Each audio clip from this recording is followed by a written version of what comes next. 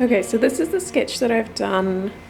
I think that I'm not 100% happy with the scale of it, so I'm going to make it a bit bigger on the block. So I'm not going to transfer it using tracing paper, I'm just going to redraw it onto the block.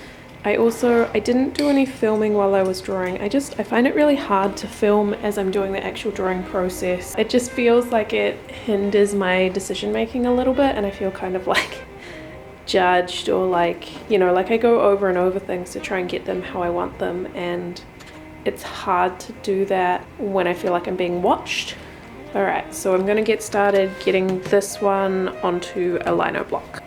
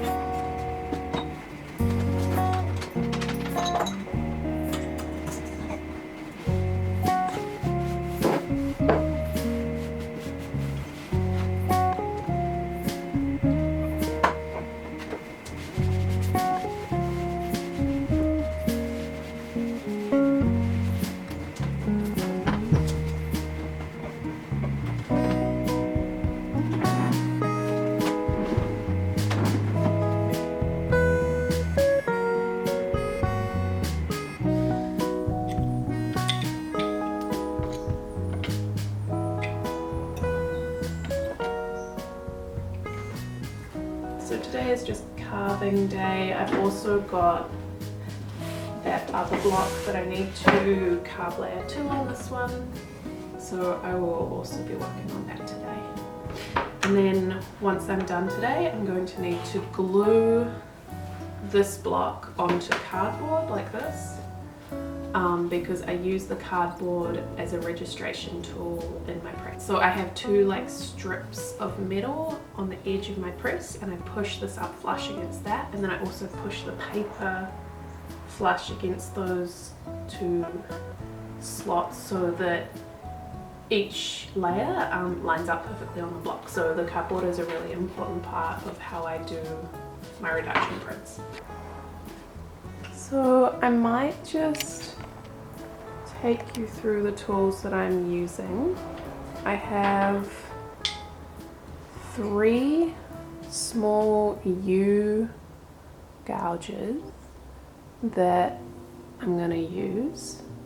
Two of them are these Hua Hong ones that are Korean tools, and one is the file or feel tool, which is the smallest one. This is a 2mm, this is a 1mm, and I think this is a 0.5mm.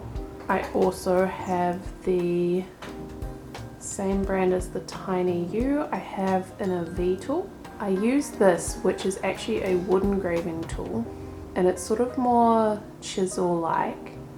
I use this to clear out flat areas of my block. So I'll go around areas and then I will use this. I also have one that's a bit smaller than this that I sometimes use. And I find that this leaves less ridges in the flat areas, and that makes for a cleaner print. There's less error, there's less ink getting on bits that I want to be taken away on the block. You'll notice that I have wrapped masking tape around this bit of these tools. That's just because the ridges that go down to the cutting point of these tools are quite sharp on my finger and they get like kind of sore. So I've just adjusted the tools in that way. These other ones seem to not have that problem to the same degree.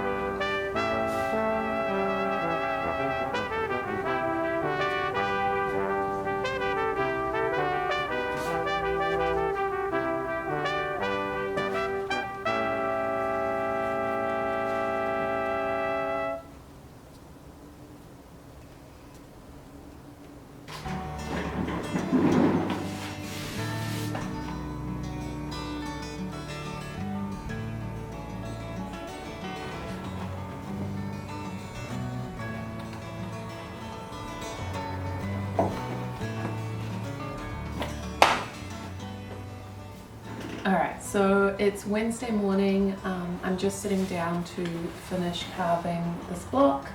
I started yesterday. I was pretty focused on getting the other block that I was working on. I was pretty focused on getting this block done and making sure I felt good about it. So I didn't get as far into this one as I would have liked. So today I need to finish carving this one away, and then I will be doing some printmaking. I'm doing my best to give some tips as I go with this video, but if you have any questions about lino printing or the processes that I'm using, do pop a comment down below and I will do my best to answer them both in text and in future videos.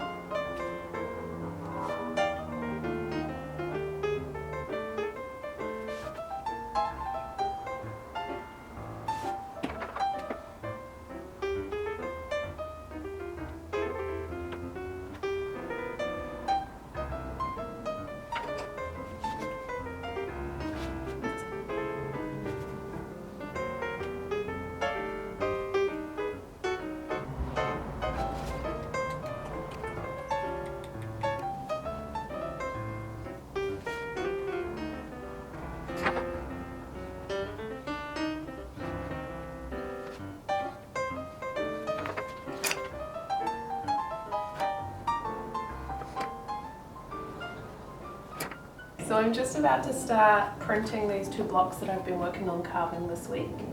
One of the things that I get asked quite a lot is how to print lino prints that have a crisp finish, have even coverage, don't have white spots. Basically like look the way that you hope it will look when you stamp the block onto the paper. So I thought I would take you through this process as I'm kind of doing it so I can show you what I do. I've mixed up my ink already, that you can just see it. I have my roller. It is a soft rubber roller. This is the Warhol. You just take a bit of ink from, you're going to see as you roll it out, the ink. It has a really fine texture on your rolling surface. I use a plate of glass. And you're going to see it begin to evenly cover your roller. So I think I can use a little bit more ink on this. And just make sure that you're not having sticky patches of ink, that you're kind of evenly pulling it out. You'll see the texture as I go here. It's kind of got a sticky but very fine texture. And just listen to that sound. It doesn't sound sticky, it's got a hiss to it.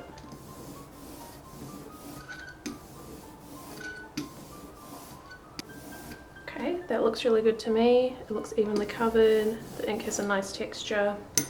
So now I'm going to begin rolling it onto my block. And so I'm just going to really take my time layering up this ink on this block. I want to make sure that all of these little lines, like up here, are covered, but they're not over covered, because that will make them kind of thick and clumpy, as opposed to the thin lines that I've intended from my carving. You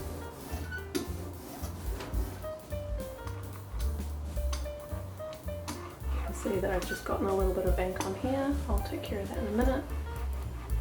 You definitely don't want to just leave that because that'll show up on your page. I'm just going to use some masking tape and tape that up.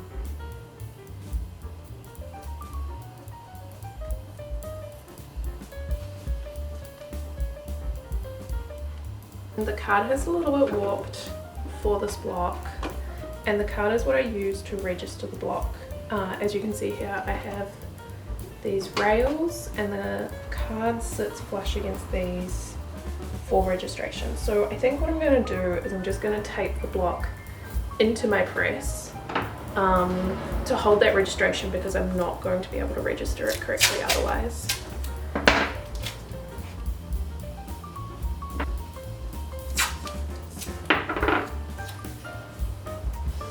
I've soaked my paper for a little while, and now I bring it out and I pop it straight into my towels and just make sure that it's flat in there. And I put the next one on to soak while I'm printing. It's really important for the printmaking process that the water is dried off the surface of the print, or the printing surface of the paper. So once I've had it in my towel, give it a little bit of a squeeze, I pull it out and then just go over it with a paper towel to make sure it's nice and dry on the surface. And now we just continue with that registration process. So register the block, register the paper the same way.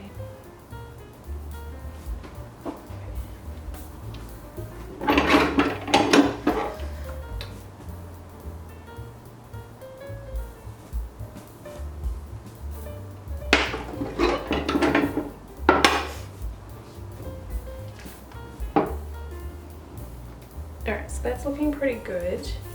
At this stage, I can see that there's some white speckling just in that area, that's that big block area, which is, I was aware was a likely scenario. So I just come in and I just do a little bit of extra inking in that area. So it comes up to here, and it's up to the sleeve. I can see that the fine lines are imprinting pretty well, so I don't need to worry about that, and I don't want to be over inking those anyway because I've got a full edition to print. So I give that another press, and I know that there's a block area at the top as well, and so I'm just going to roll this back and I'll give that a little bit of an ink too.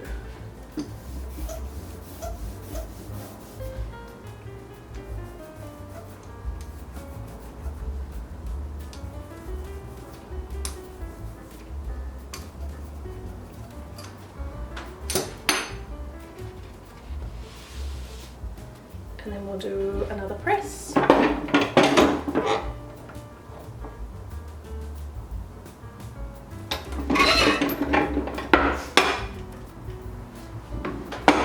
And lastly, even though I have pressed this and I've soaked the paper and I think that it's a pretty good impression at this point, I'm still just going to go over it with a glass, which is what I use instead of a barren, which are these kinds of traditional pressing, printing tools. I don't particularly like these.